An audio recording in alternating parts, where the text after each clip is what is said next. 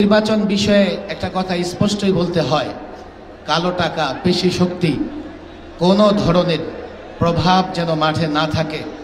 সেক্ষেত্রে ইসলামী আন্দোলন যে দাবি জানিয়েছে, আমরাও সেই দাবির সঙ্গে একমত পোষণ করেছি।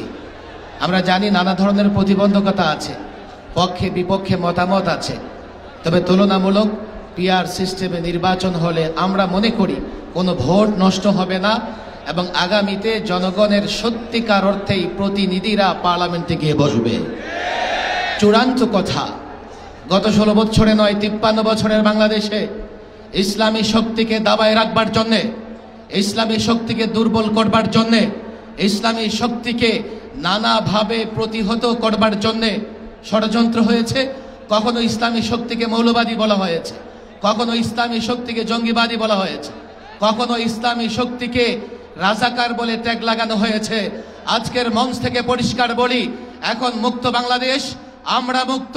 কোন ইসলামী শক্তির দিকে এই ধরনের ট্যাগ লাগিয়ে গালাগালি করা যাবে না।